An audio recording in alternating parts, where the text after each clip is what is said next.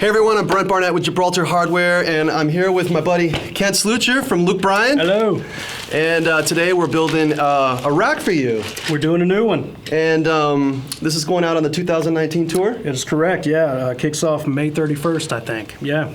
So we built, you guys might remember the last video that we did where we built Kent back in 2012, this big spider rack type of looking thing.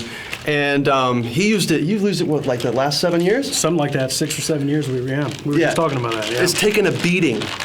And it's time to freshen up the look a little bit. So what we're gonna do is we're gonna take what we did before, but modify it a little bit. His setup's changed a little bit. A little bit. And we're going to simplify it, but it's still gonna be killer, it's still gonna be badass. So let's get building. Let's do it.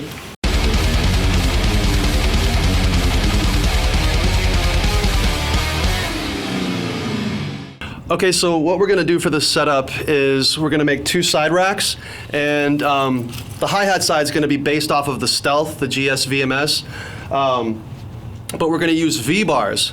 Here, I'm gonna show you guys a little drawing here. We're gonna use V-bars as the horizontals, so we'll start with the Stealth off this side. We're gonna make 2 verticals off this T-leg that's gonna be down here.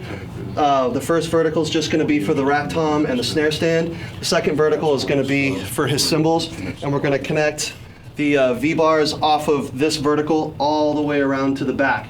So we'll have 2 tiers of the V-bars, and we're going to duplicate that on the floor tom side to make everything look symmetrical.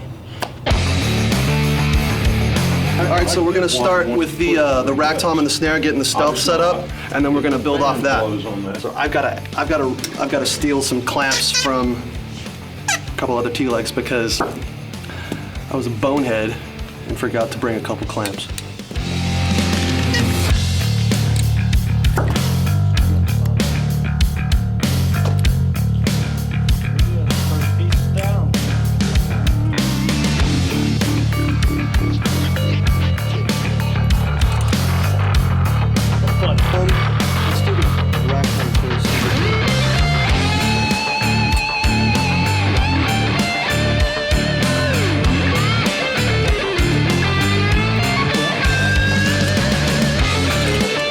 We're going to add the second vertical on his hi-hat side to start building the side rack.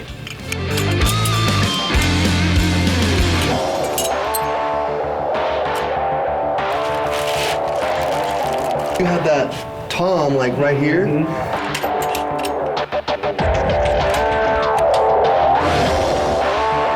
So now we've got the first tier, the top tier set up. We're going to add the bottom tier, which is now going to have to be mounted on the inside because Tony and Kent needed an offset like this.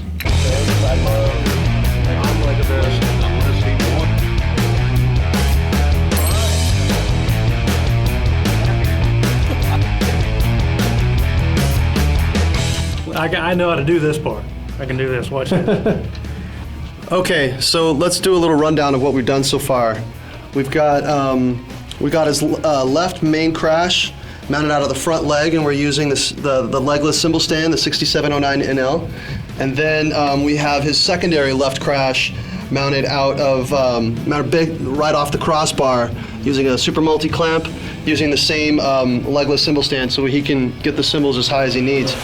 Now we're working on his auxiliary snare right here. So we need to be able to mount it basically just a legless snare stand to the floor. So I'm going to cut this bar right here so we can create like a little legless snare stand on his next to his hi-hat.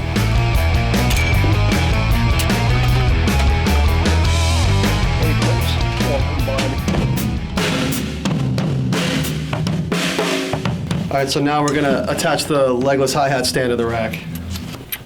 You see a lot of guys with the double bass setup do something like this, but we do it with a single bass with a rack. I'm gonna slide this clamp over a smidge. Like spit shine type thing, you know? Yeah.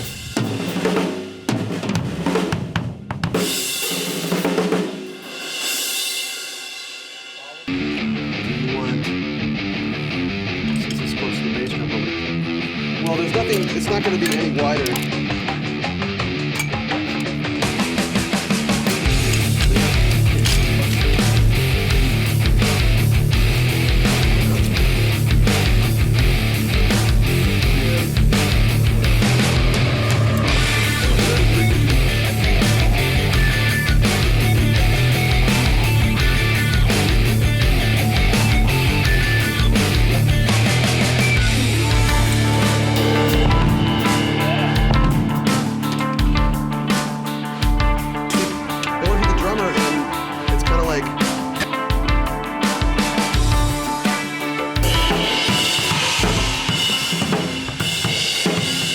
All right, we're done.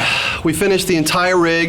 We've got two sides. We got two side racks, hi-hat, floor tom side, and we made them symmetrical. And we got everything up on his rack, and it looks sick. So let's have a little bit of a walkthrough here and kind of show you what we did. So we'll start right here with the rack tom and the snare. We used the vertical mounting system Stealth, and then we added another vertical directly to the Stealth T-leg, so we could create our side rack off of it. It gives us a little bit more space and room to work with. Mounted the left main crash right out of the front leg, and we used the legless cymbal stand. Then we added two V-bars tiered on top of each other, so that it gives them options to mount all their cymbals on the outside and then microphones on the inside to make the sound guy happy. So then, second main crash, we mounted with a legless cymbal stand, a 6709 NL, off the crossbar at the very top, and then we have a legless snare stand for his, excuse me, for his auxiliary snare that's going to be right here. Out of the back leg, it's going to have his Roland tracking pad, which is probably about like that. I hope I'm correct on that. But we had to extend the length of these side racks a little bit because we need a little bit more length to allow for this tracking pad. So I just used a tube connector, added a 12-inch tube to it, and then we're good to go. So now over to the floor tom side, we just mimicked and mirrored what we have over on the hi-hat side. So we used a stealth bar, which is the GSM-P, and mounted it right out of the T-leg clamp closest to the bass drum. His ride cymbal's coming right up out of that, and then we added another one of those bars to the far right side of the T-leg, so we could put his crash cymbal out of, and that's where the V-bars connect to connect to the back leg of the rack. What we had to do was we had to add a support bar right here to connect the ride cymbal vertical and the crash cymbal vertical, so it stabilized it so that when he's playing, it doesn't move back and forth, so it adds a little bit more stability. And then he's got his secondary crash, which is actually a 22-inch ride cymbal right now, but we're not going to tell anybody else. We're using the LBBT out of it, mounted off the top crossbar, and then we had to throw a China up, didn't we? Had to. Had to. Had to be there. And who'd you say it was to appease? This is for our guitar player, Michael Carter. This is for you, brother. They're big in country music, right? Per request of our guitar player, it's back in the set this year. And it will find a place. I will hit it during a ballad or something. I'll find a place for it. So basically, that's it. You guys have seen the build. Thanks for watching. And Kent, we'll see you guys out on the road.